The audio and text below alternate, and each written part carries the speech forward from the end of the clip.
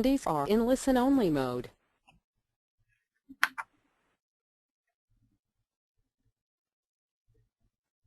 Good afternoon.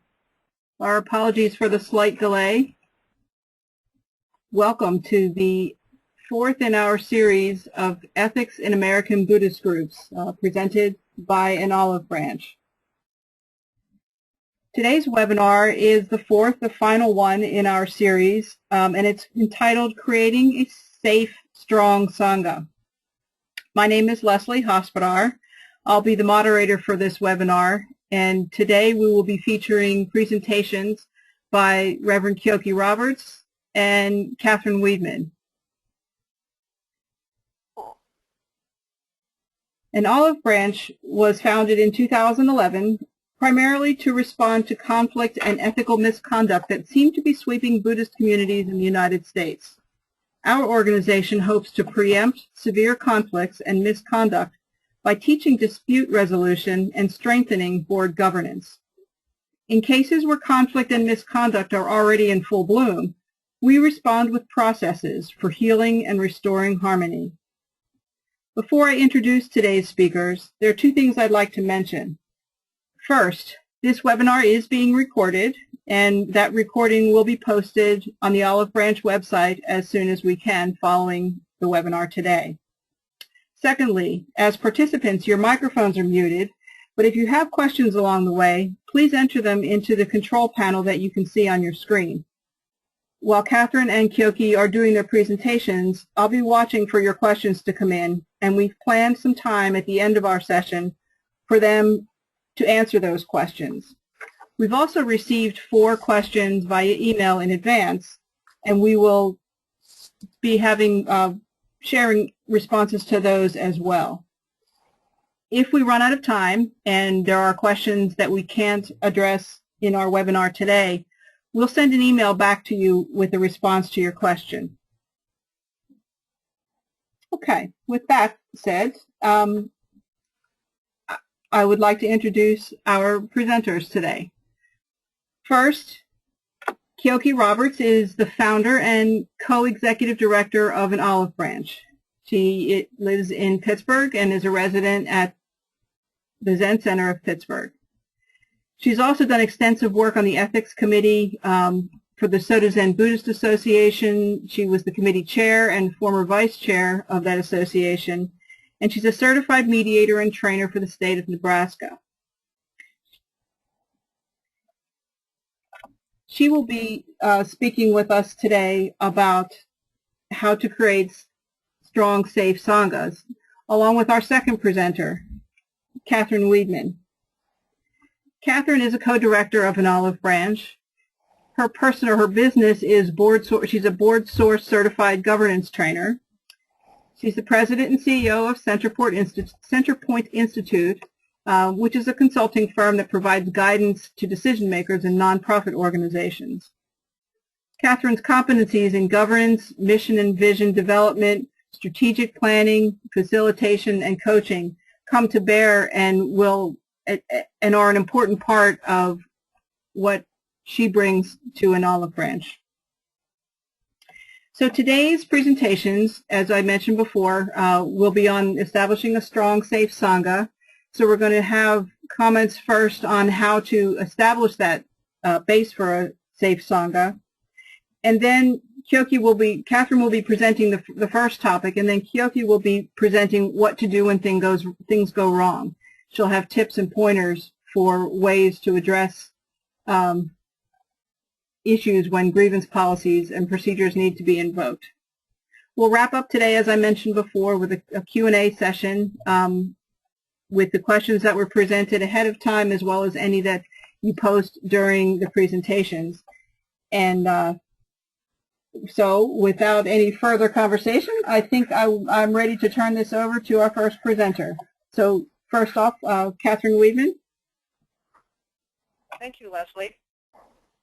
I just want to say briefly that normally a training session on nonprofit governance like this would be 3 or 4 hours long. So please understand that this first portion of the webinar really only scratches the surface. Establishing a strong base for a safe sangha starts with solid governance practices. and this first part of today's webinar will focus on governance of 501c3 nonprofit organizations in the United States. Buddhist groups incorporated as nonprofit organizations are subject to standards of practice and laws regulating such organizations. They're not immune from our laws, culture, values, and nonprofit practices. I'll be talking today about nonprofit governance practices that Buddhist groups need to adopt in order to operate as tax-exempt corporations in the United States. These practices are essential for creating a strong, safe Sangha. The governance practices that I'll be sharing with you are important because of two factors that can put your Sangha in jeopardy. First, many Buddhist organizations here in the United States are led by teachers from other nations, some not fluent in English and certainly not educated with regard to nonprofit practices here. Even when these organizations are led by Americans, the training they receive does not usually include their roles and responsibilities in a nonprofit. And secondly, while most people who join Sanghas and serve on boards of directors have training and experience in many different fields, it's unlikely that they are well informed about their roles and responsibilities as nonprofit board members. As a result, we often see rubber stamp boards in Buddhist organizations, boards where people defer to the teacher and abdicate their responsibility for the Sangha. I used the term governance practices a moment ago, so let's define governance before moving on. Governance is the board's legal authority to exercise power and authority over an organization on behalf of the community it serves. The board is authorized to establish policies and make decisions that will affect the life and work of the organization. The board is where the proverbial buck stops. It is also held accountable for the actions that follow those policies and decisions. Governance is group action. Individual board members do not govern the organization. Rather, meeting as a group confers governing status to the board as a whole. In U.S. nonprofits, the board of directors is where the organization's legal responsibilities rest, not with the teacher.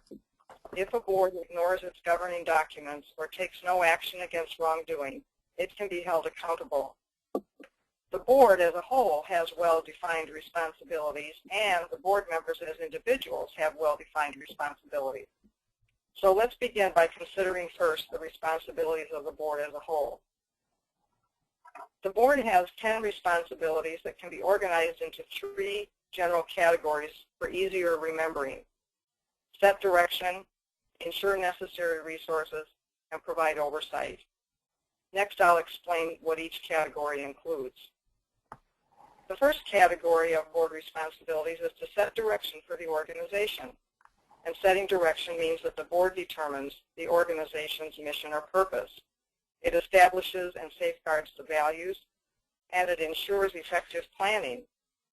Effective planning usually means strategic planning that occurs on a regular cycle, usually every 3 years. The second category of board responsibilities is to ensure necessary resources. The word resources here should be interpreted broadly. This category includes human, financial, and physical resources, and it also includes the idea that an organization's reputation is a resource, and the board is responsible for enhancing the organization's public standing. A board that turns a blind eye towards misconduct is clearly not taking care of the Sangha's reputation. Another board responsibility is to select the organization's key leader or leaders, including the teacher, and or anyone who carries executive responsibilities.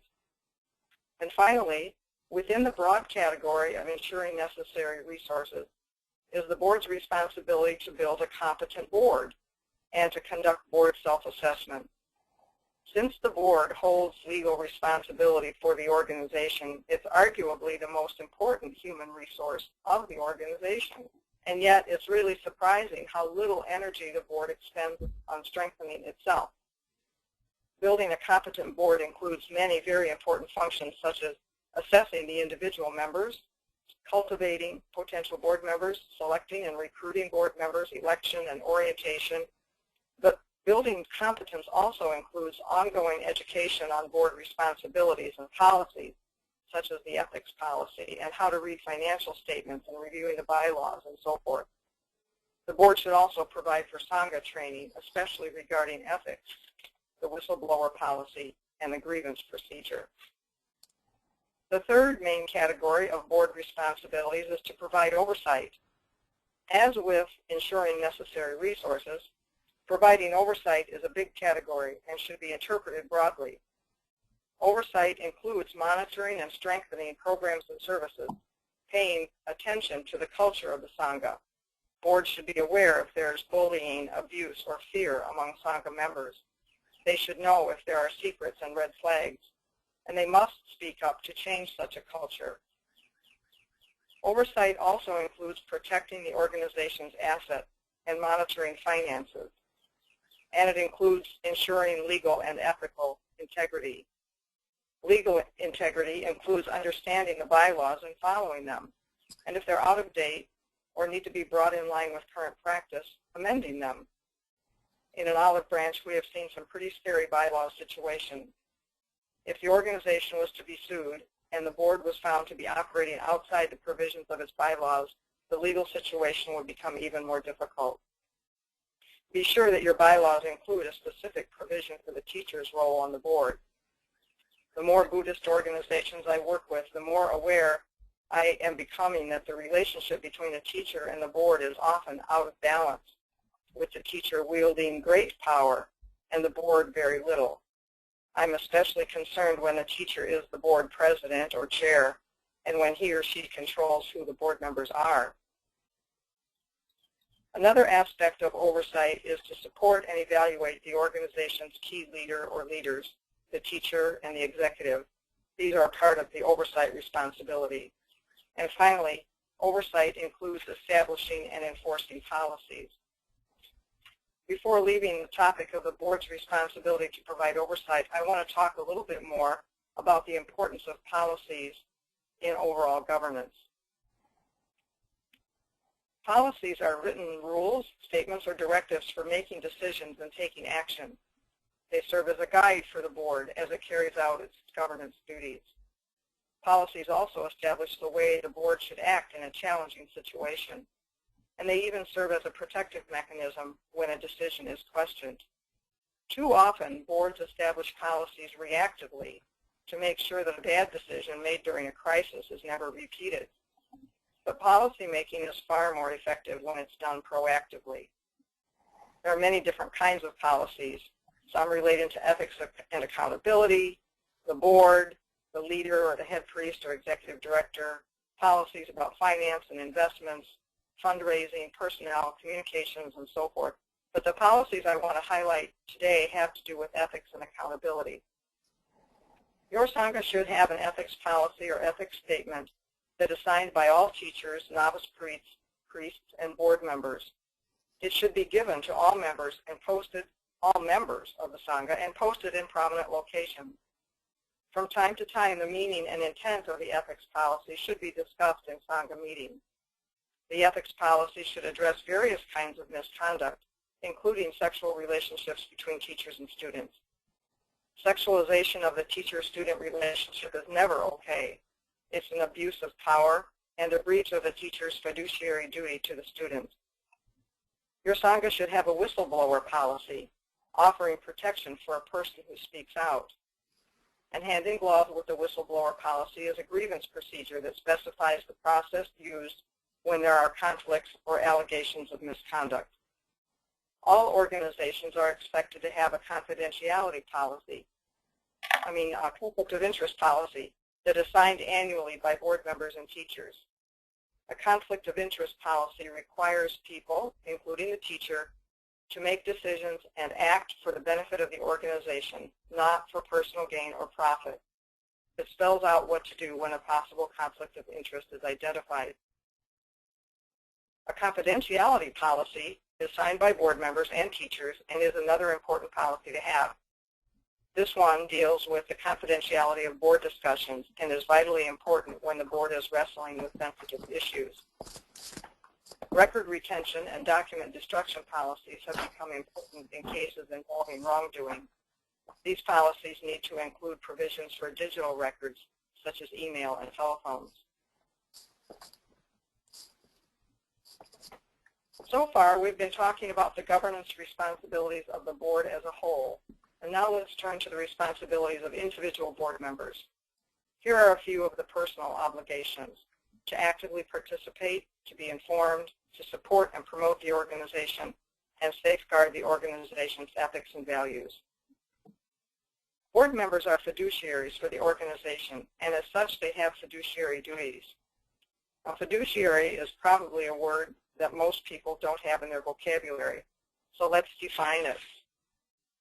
A fiduciary is an individual in whom another has placed the utmost trust and confidence to manage and protect property or money.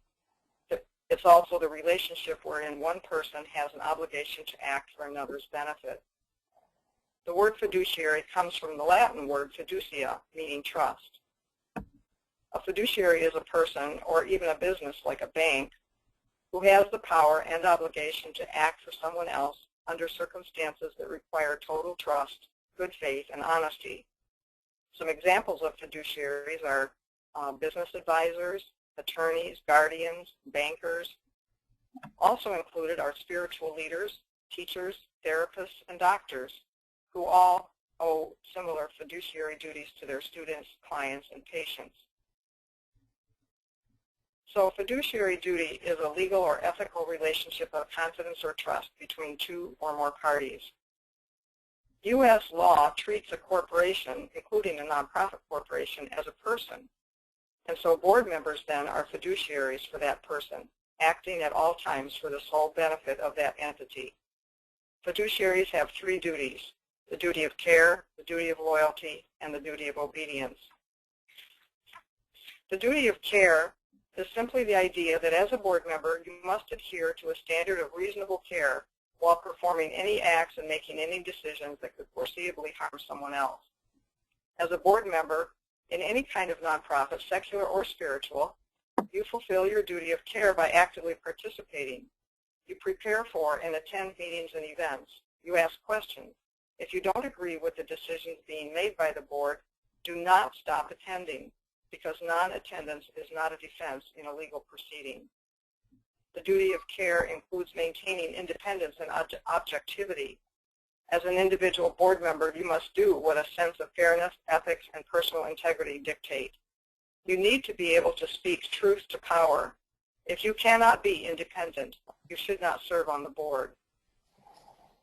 You also need to read and understand financial statements and support the organization financially. Board members have a duty to inform themselves about the organization's issues and business, because you can't make decisions responsibly if you aren't informed. And finally, safeguarding the organization's ethics and values is part of the duty of care. The idea of the duty of loyalty is that the fiduciaries, you board members, are required to put the corporation's interest ahead of your own. The duty of loyalty is fulfilled by adhering to the conflict of interest policy and disclosing any conflicts of interest, always avoiding using the organization for personal gain or benefit. Also maintaining confidentiality about board business and speaking with one voice, not undermining the board after a decision has been made. The Question of the Month article in our March newsletter includes a great resource on confidentiality that you might want to follow up on. The duty of obedience requires board members to be faithful to the organization's mission and obey the laws that regulate the organization. Board members fulfill the duty of obedience by guarding the mission and making sure that donated funds are used in accordance with the mission and as provided for in the budget, a budget adopted by the board.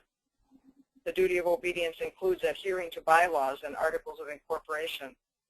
Review the bylaws and keep them up to date. An Olive Branch has worked with a Sangha that couldn't even find its bylaws when we requested them. And when they did, the document was very obviously created in the 1960s and was no longer relevant.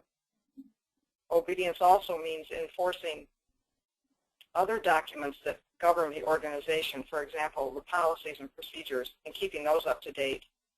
And of course, ensuring compliance with local, state, and federal laws, ensuring that the IRS Form 990 is filed and that employment taxes are paid.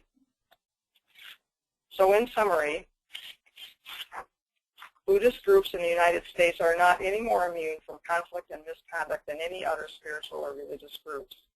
And in spite of our ancient Buddhist values of peacemaking and the clear guidance of the precepts, people, priests and students alike, still behave badly, hurt one another, use donations improperly, keep secrets, and take advantage of power. While it's impossible for human communities to function entirely free of conflict and misconduct, there are ways to reduce the chaos and long-lasting damage to individuals and organizations when conflict and misconduct occur. On the one hand, organizations need a strong governance structure that includes a balance of power, up-to-date bylaws and policies that are followed, robust ethics statements, and regular Sangha education. And on the other hand, Sanghas need ways to cope with conflict and misconduct when they arise. A crystal clear governance procedure, whistleblower policy, and people trained in effective conflict resolution.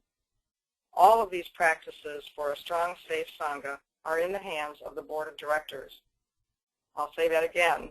All of these practices for a strong, safe Sangha are in the hands of the Board of Directors. Reverend Kyoki Roberts will talk next about what to do when things go wrong.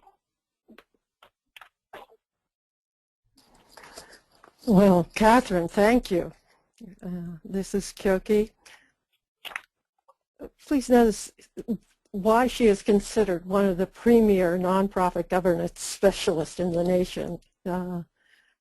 She brings so much experience to working with the nonprofit side of our work. Here's my takeaway from Katheryn. An olive branch has never been called in to resolve a sexual misconduct case where the spiritual leader had signed an ethics statement. Proactive addressing of bylaws, ethics, policies, and grievance procedures works. I hope each of you listening will go home to your organization, brush off the bylaws, and get busy. It puts you in charge, it doesn't cost much, and it is effective. One of the main benefits of doing this comes from the discussions about what people's beliefs and principles are. Unfortunately, most organizations don't do this development work. Often, a teacher from another country doesn't know our norms for behavior. Many people, including our teachers, don't understand the use and the abuse of power. Many teachers are never exposed to concepts of transference and countertransference. Most of us serving as teachers, and I'm including myself here, never received training in a seminary-like setting where these concepts would be addressed. Also, unfortunately, we teachers can have severe blind spots due to lack of training beyond what we received from our teachers. Let's be very clear. The teacher is always responsible for maintaining the boundaries in the relationship. As students, at best, we enter with wide open, trusting, and curious minds. Some of us come into a Sangha in grief, in pain, in need. We agree to give up some of our own decision-making, trusting that the older Sangha members and the teacher to have our best interests at heart. And usually, we find wonderful, like-minded friends in the Dharma who help us. But what happens when something goes wrong, such as a trusted, beloved leader has been sleeping with one or more students? Usually, this has been done in secret. Rumors, denials, or outright lies are spreading. Mid-level priests or Sangha members might tell junior students, just take care of your own practice. Or some of us might say, well, it's just sex. Or it's between consenting adults. not recognizing the difference in power or the hero worship of the student. If there is an ethical breach by a trusted leader within the Sangha, you might see some members will support the leader no matter what, often, though, vilifying those who were harmed. Some members will stand by those who were harmed and want to hang the teacher without due process. Many will leave or be excluded. The Sangha, instead of having a unified mission, is broken into cliques. And just as an added warning, it's illegal. It is a misdemeanor in some states and a felony in others for a minister to have a sexual relationship with a congregant, much as for medical professionals or therapists. So many of the organizations where the teacher travels to different states should recognize the danger of this having a special relationship with a student. At this very moment, the organization either has or doesn't have an ethics policy, grievance procedures, and a trained ethics and reconciliation council, sometimes called EAR, available. If they do, there will be a well-defined step-by-step process to address the ethics violation. In a moment, I'll walk through that process. The process is intended to protect all involved and ensure investigation, adjudication, and remediation while protecting the individuals and restoring harmony in the Sangha. If the teacher does not have policy, if the organization does not have policies in place, it tries to shoot from the hip. Often the membership doesn't know the whole story.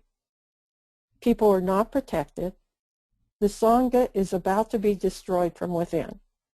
If you have a division within the organization where individuals are being subjected to personal attacks, the level of conflict is too high for the board to handle by itself, as board members will be seen as part of the problem. The board's response at this point is often either collapse, with board members leaving, allowing the unethical behavior to continue, or the board will rally around the teacher, and the unethical behavior will continue. This creates a lose-lose-lose scenario. Some board and Sangha members feel they have to leave an organization they have been deeply committed to, as they no longer can tolerate the leader's behavior or the attacks by fellow Sangha members. The person or persons hurt by the teacher's behavior do not have the issue addressed and are often blamed for the scandal. And finally, the teacher is allowed to continue harming additional students or has a black mark on his or her name from an unsubstantiated claim. Everyone in the community loses.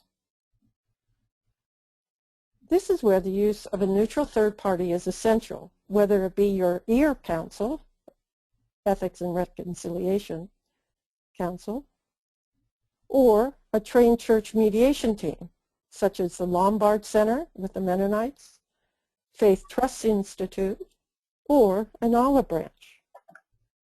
What the third party brings is process. A process that allows everyone to be heard. It allows a fair hearing and prevents attacks against the various parties. It ensures unethical behavior is stopped. If someone has been harmed, the process is designed to remediate the harm to the extent that is possible. Beyond these, the objective of the intervention to restore the harmony to the Sangha and return the organization to its mission. The steps in the process are notification, assessment, investigation, and adjudication of the complaint. while also addressing governance, education, and training. I'll start with notification. A complaint is made. And let's be very clear. Most of us are mandatory reporters of child or elder abuse. If a child or elderly person is involved in the complaint, it must be reported to civic authorities immediately, prior to any investigation or adjudication. Grievance procedures should spell out who is the receiver of the complaint. Notify the president of the board. Authorizing bodies may also have requirements. For example, the Soto Zen Buddhist Association requires the priest to self-report if accused of a breach of ethics. 2, interview the complainant and create a written document. Offer a support person for the complainant to talk with about the process. Are families involved? And if so, we need to consider the effects of the complaint for them.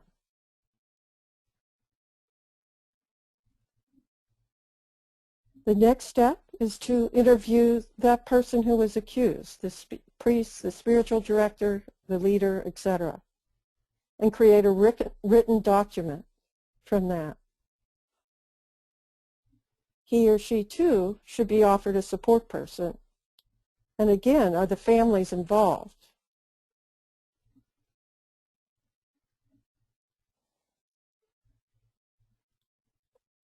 After the initial complaint, the notification has happened, we look at the assessment. One of the important pieces is to identify what is the level of conflict within the community. If high, where people are attacking each other personally, we need to use a neutral third party. Does the organization have a clear procedure in writing for addressing this issue? If not, you'll need an outside neutral. Do we have persons who are seen as neutral and are trained in church conflict resolution within our system? If not, you'll need to get an outside neutral. If the leader of the organization is the one accused, I would almost always use an outside neutral third party. The potential for bias or perceived bias is just too high. We also need to recognize that the teacher's reputation is at stake. Investigation. If the person is accused is in a leadership position, he must immediately be suspended from that position, pending adjudication. This is paid leave. A simple statement to the Sangha is made that a grievance has been filed and the grievance policy is being implemented, or a neutral third party has been engaged to investigate the complaint. It's important that we assign a spokesperson for the board. Interview the people involved. This requires trained personnel who will not re-victimize those harmed. Have a clear process to follow and can maintain confidentiality. From those interviews, they create a written document outlining the persons involved and the issues raised. And then we have adjudication, which is the assessment of the probability of misconduct or not. If the grievance is substantiated, a written letter to the leader or the person accused stating the grievance has been upheld. It will require restitution to the parties harmed if needed, discipline according to the procedures. Some possibilities might be temporary removal of robes education around the use and abuse of power, mandatory counseling with a therapist who is specifically trained in the area of clergy misconduct. And please note, if a teacher is found to have had serial sexual complaints against him or her, he probably cannot be allowed to return to a leadership position in the Sangha. There is also a written letter to the complainant stating that the grievance has been upheld and what steps are to be taken next by the priest leader. Offer of restitution, counseling, etc. What else would they like? How do we make them as whole as possible? A letter is written to the Sangha outlining the grievance and disposition. Complainants are not named. The letter is read at a whole Sangha meeting with skilled small group leaders to lead discussions about the resolution of the grievance, the use and abuse of power, and the normalizations of the various positions and emotions individuals might have. The letter is posted to the website and mailed to membership. Notification of teachers' credentialing authority should also be made. If a grievance is not substantiated, we need letters to the complainant and the priest leader. Often in a he says, she says case, a clear yes or no cannot be established. It is important to note this in the letters. Offers of counseling and training should be made available and perhaps mandatory for the priest. A letter goes out to the Sangha as well and any authorizing body of the teacher. Well, that completes the formal grievance procedure. The following steps are needed to make the Sangha whole again and should be implemented by the board. Some of this can be happening while the grievance is being addressed. At an olive branch, we have developed specific trainings or classes which we feel are important for organizations. While I'll use our names for the trainings, Faith Trusts or the Lombard Center also have these available. So under governance, here I have to refer back to Katheryn's emphasis on getting out our bylaws, ethics statements, policies, and procedures. Get them in place. So whether you're going to be doing it ahead of time, preemptively, you're going to be having to do it later in the midst of the confusion. So it's cheaper to do it first. There are many resources on the web. There's help from other Sanghas, and nonprofit governance specialists like Katheryn are there to help with governance. On the education side, we have one training we call Spiritual Adults in Community. And that's for the entire community or just the leadership. It addresses the use and abuse of power, transference, countertransference, the psychological issues, the various roles and responsibilities of members, board members, and leaders, and dual relationships and how to function with them. Another education piece is one on preventing clergy misconduct, and this is directed at anyone having a leadership role in the Sangha, so it can be identified and what to do about it. Under training, we have a class where we teach facilitation of meetings and major decisions within the Sangha. And just as a note, an olive branch also facilitates major decision-making in spiritual communities. We have another training we call Difficult Conversations, which brings process to conflict, and it teaches individuals how to address conflict within not only our nonprofit boards, our Sanghas, but also at family and at work. Finally, we have full-blown mediation training and conflict resolution available, and this is especially useful for those serving on an ear council. I know that was quite a bit of information to take in. We'll make our slides and a copy of this topic available on our website. Before I finish, I would like to restate the importance of preemptive care as outlined by Katheryn. Proactive addressing of bylaws, ethics policies, and grievance procedures works, and it's the best thing we can do for our spiritual organization.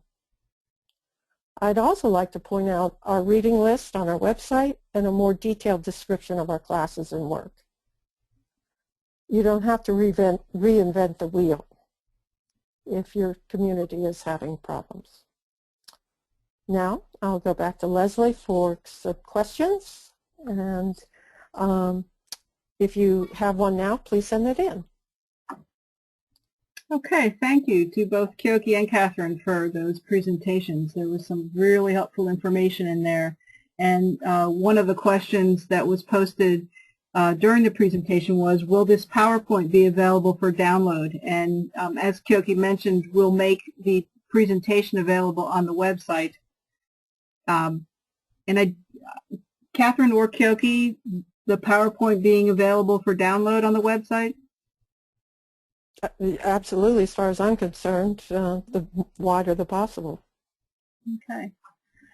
All right, we had a number of folks send in topics and questions ahead of time, and we really appreciate the thought and reflection that's gone into this, both in everyone's willingness to be a participant in the webinar and then for sending in these topics. They can be a little bit lengthy, but I think to get the gist of them, I'll read through them and allow Kyoki and or Katheryn to respond. The first one, how can senior members of a Sangha identify and correct unhealthy Sangha dynamics?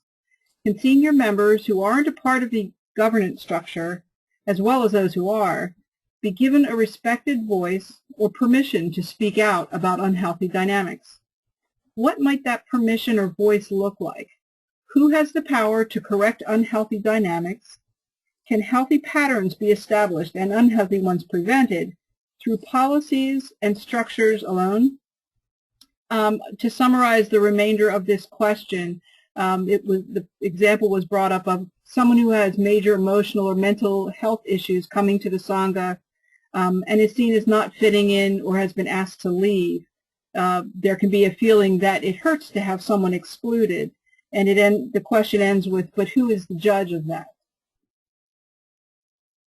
So, Kyoki, would you want to respond? Sure, I'll jump in on that.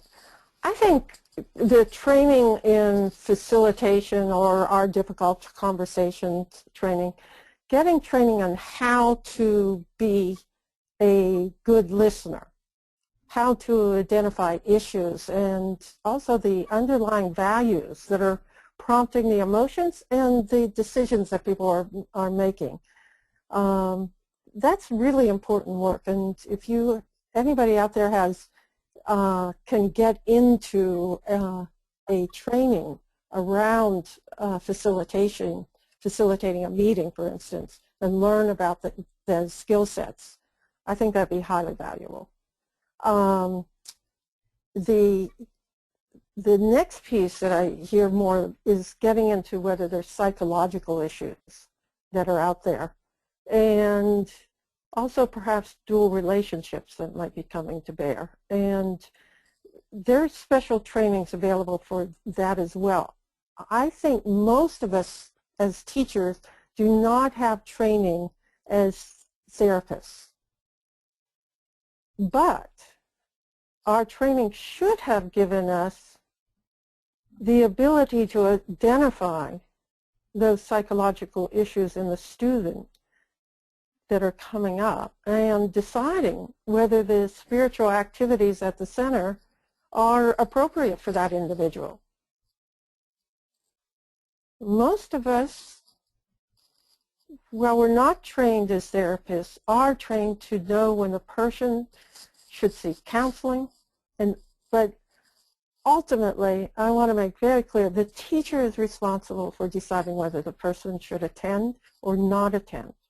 and under what conditions. Okay, thank you. I'll move on to the next question that was submitted. For decades, Buddhist groups, both within the same lineages and from different lineages, have been practicing for the most part in isolated enclaves. I believe that this isolation has supported abuses of power. Other than, I can't say this word, collegiality, ethics statements, and the impending adoption of standards in the Soto Zen Buddhist Association, there is very little binding groups of different lineages together, holding us accountable to each other. In what other ways can Buddhist groups develop a greater sense of connection to its different branches in a way that both respects the differences but recognizes a common heritage? What are good examples among other religious organizations that have found ways to work with ideologic or geographic differences? Oh, good question. I'll jump in. Well, we're having VSOC at the end of the month here with the Buddhist Society of Pittsburgh. All the different groups are coming in. And that's always been a great working together from all the different places, just in the planning. It really helps to learn and understand where each of the groups is coming from. But for me personally, nothing has been more helpful than my membership with the American Zen Teachers Association and the Soto Zen Buddhist Association. Because this lets me see where my blind spots are, where I can use some more training, where I'm maybe not working with a student as effectively as I could. And so we email each other and talk about things that come up, not with it naming the students or anything. We don't breach confidentiality, but we talk about between each other what those issues are and what people might advise on it. I was also fortunate that my teacher made sure I trained with some of the leading teachers in the U.S. and Japan. And this commingling was so helpful for me in my practice as I got to see the different ways people do Soto Zen practice.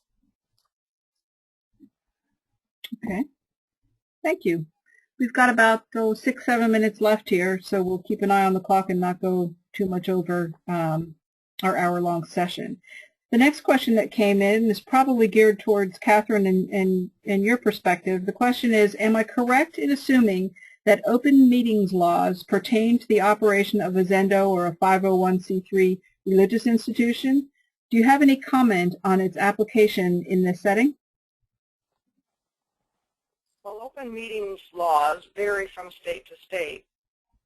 They usually apply to government entities and bodies that are substantially supported by public funds. So in most cases, nonprofits would not be subject to these laws unless the nonprofit receives a substantial amount of funding from government sources. However, it's my belief that transparency in a nonprofit organization is a very important value, and certainly in those that have members. So generally speaking, I believe that board members should be, or generally speaking, I think that members should be able to attend board meetings except when the board is in executive session. Executive session is usually for personnel or confidential matters, or any time the board wants to speak privately. The teacher or executive director does not attend these executive sessions. They are for the board only.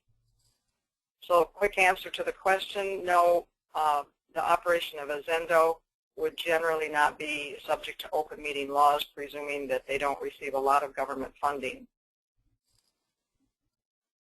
Okay, thank you, Katheryn. And then the last question that was sent in to us ahead of time goes as follows. I am a long-standing member of a Buddhist group with centers across the USA and in many other countries. There are well-known allegations that the founding Asian teacher has multiple sexual relationships with students, although inside the group this is only discussed in whispers. What is discussed slightly more openly inside the group are the alleged malicious motivations, impure perception, mental instability, and secret agendas of those who have complained. The founding teacher is the source of many of these counter-allegations, which are only shared with the minority of senior students. He doesn't address the substantive allegations. The truth, as far as I can perceive it, is that the teacher and possibly many of the committed students appear to sincerely believe such relationships are beneficial. This is despite some women saying, occasionally publicly, that they felt abused or that they believed they had been sexually assaulted. Secrecy within the organization and the scapegoating of those who say there is a problem have created a poisonous and fearful atmosphere with many departures from the group. The teacher appears to enjoy the confidence of some of the most senior Asian Buddhist teachers in his tradition and seems untouchable. So the question is, what advice would the presenters give to a group member who wishes to see healing and some kind of resolution? Well, I'll go ahead and jump in on that one, and then Kyoki, please, of course, add anything else. This is certainly a very difficult situation. As the questioner has pointed out, some people in these traditions do sincerely believe that sexual relationships between teachers and students are beneficial. It's a sad situation when there's fear and secrecy and scapegoating and people depart from the group. Different traditions that condone sex between teacher and student run counter to U.S. culture and values. I think those traditions that are trying to operate here in the U.S. may need to try to adapt if they wish to operate here in the United States, just as Buddhism has adapted to its host countries throughout the ages. His Holiness the Dalai Lama addressed the topic of ethical relationships between students and teachers in a meeting between His Holiness and Western Buddhist teachers back in 1993. It's quite a very interesting article, which I can put on the Olive Branch website if you like. If I had an opportunity to talk with the person who wrote this question, I would ask if he or she is on the board of directors. I would ask what the board's position is on the founding teacher's behavior. I would want to know if there's an ethics statement, a whistleblower policy, or a grievance procedure. And finally, I would point out that as much as the person who wrote the question would like to see healing come about, healing, in my opinion, cannot happen without exposing and treating the misconduct. Kyoki, anything to add? I just would point out that if people are thinking that it's okay, then why are secrets happening? And so I think people keeping secrets is a very good sign that there's a problem within the organization. Your idea of transparency is the key here to addressing this. And I think much of what you have said today and some of what I have said today about getting our policies and procedures in place for this is so important. And for the teacher, I really point out that if this teacher is working in certain states and has a sexual relationship with a congregant, it could be a felony there. And I don't know about everybody else, but I want to protect my teacher in that sense. I don't want to allow my teacher to continue doing things that we would lose him by going to jail. I think that would be a horrible resolution of the problem. So I think this is why an olive branch was founded, was just this type of case to help people when things are not happening as they should. Okay, well, thank you. I see by my clock here that it is 3 o'clock. We will respond to the couple of questions that came in that we haven't had a chance to address in this manner. We'll respond by email. You'll also be getting a survey, as we've done on previous webinars, and hope that you will complete that and send it back to us. And on behalf of all of us at an Olive Branch, I want to thank everyone who's attended this and our previous webinars in this series of ethics in American Buddhist groups. As you've seen today, how to make a Sangha whole includes governance, education, and training, and an olive branch exists to provide support and resources in these areas. The slide that you see up now lists out some of the things that we make available and would love to help you with. As Kyoki mentioned in her presentation, the various trainings and even the monthly newsletter that comes out. If you keep an eye for that in your inbox, there's important tips in there. And as always, there are ways to contact us. We exist here to be a help, and our mission, as you've seen before in our previous presentation, is we firmly believe, and we do everything we can to support and strengthen organizations by helping leaders understand the role of conflict in organizational health, to be proactive, to respond in the midst of the conflict. We wish to be a calming influence, be the neutral third party, and as you know, we're inspired by the tradition of Buddhist teachings that stretched for over 2,500 years. So with that, I'll give you the rest of your afternoon. Thank you again so much on behalf of myself, Reverend Kyoki Roberts, Katheryn Wiedman, and all of those who support an olive branch. We appreciate your interest in this important topic and look forward to speaking with you again in the future. Thank you.